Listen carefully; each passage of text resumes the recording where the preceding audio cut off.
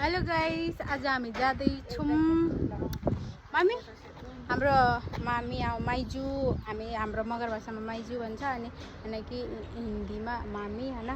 पटियाला बताउनु भएको छ। त्यो पनि खोले साग, हामी सिमसाग भन्छ। सिमसाग टिप्न जाँदैछौँ हैन माइजू? कहाँ रे भन्नु त? सिमसाग टिप्न जाने जिरकपुर नै housing board Mohali 4 sector 4 sector गली नम्बर 4 हो रे। त्यो कसैलाई खानु छ भने त्यहाँ आउनु होला। हामी त जाँदैछौँ।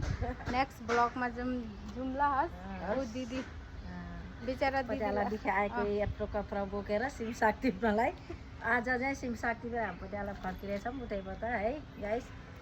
खाने इच्छा भएको जति आउनु होला उतै हामी जाँदैछौँ। अनि दिदी कस्तो फिल हुँदैछ?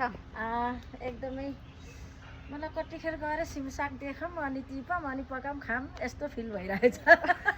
चण्डीगढ कस्तो लाग्यो? चण्डीगढ एकदम दामी छ। माइजू पनि उहाँ गएर उभिनु न। चण्डीगढ धेरै राम्रो छ, घुम्न त त्यति पाइएन। हिजो एकैछिन घुम्यो, आज चाहिँ सिमसागतिर जाँदैछौँ। मलाई त एकदम ह्याप्पी, बहुत खुसी चण्डीगढ, किनकि मेरो भान्जा भान्जी छ, त्यसले गर्दा मलाई धेरै खुसी लाग्छ चण्डीगढ।